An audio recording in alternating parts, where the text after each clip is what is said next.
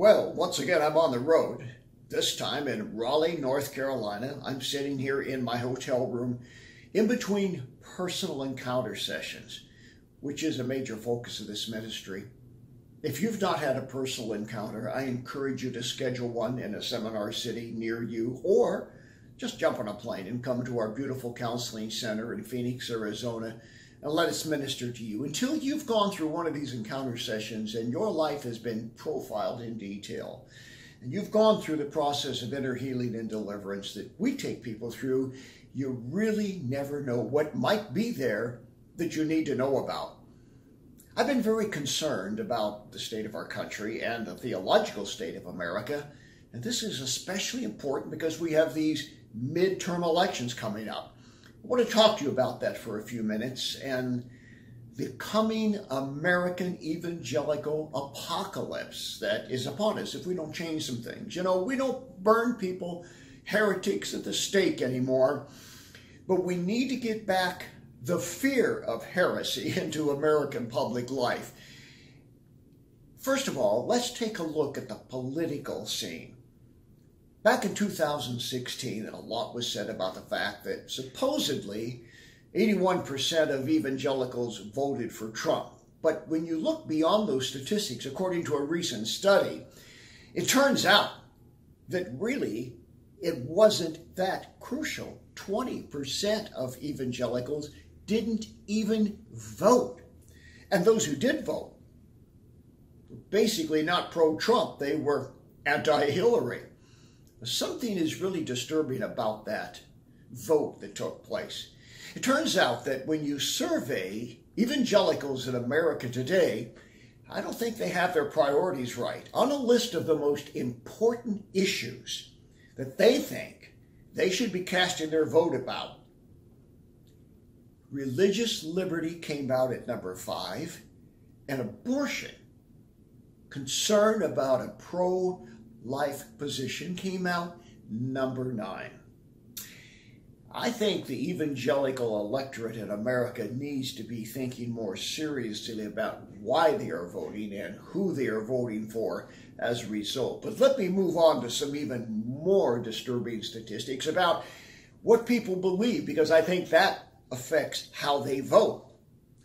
A major study was done by LifeWay Research, and they found out that 69% of evangelical born-again Christians think it isn't a problem to commit a small sin, that won't keep you out of heaven. An astounding 58% said they don't think you need to go to church to be spiritual.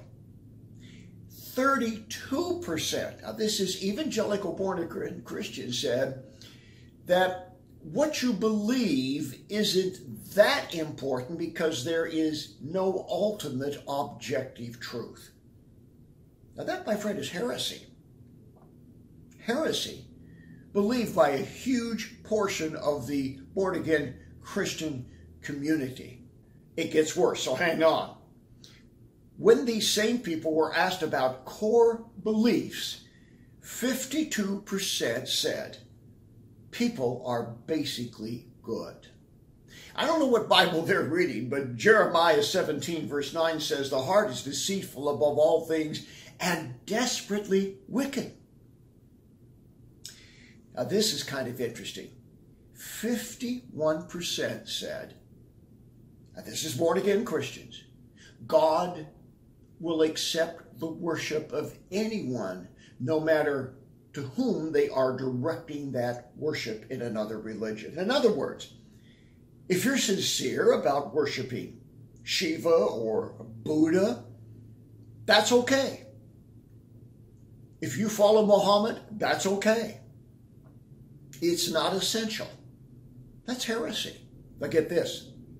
A shocking 78% said Jesus Christ was created by God the Father. Colossians 1:16 says, by him and for him, all things were created. So this is a disturbing disturbing theological apocalypse that's taking place within the Christian community. What do we need here? We need a more objective, hardcore approach to preaching the gospel and ministering healing and deliverance to people. In our International School of Exorcism, I give a lot of quotes from church history and church historians about how the early church was established. And Ramsay MacMullen, who was a professor of history at Yale University, wrote a great book that I quote from. And essentially what he said in that book was that the serious confrontational approach with supernatural beings inferior to God was a trademark, a hallmark. It was important in the infancy of the early church to establish Christianity. When you compare that to now, we've wandered far away. We need to once again confront the forces of darkness, confront theological error, know what the truth is, cast out demons, and demonstrate the power of Jesus Christ as never before in how you vote in this upcoming midterm election and how you conduct your life every single day if you're a born-again Christian. Don't give in to this impending American evangelical apocalypse.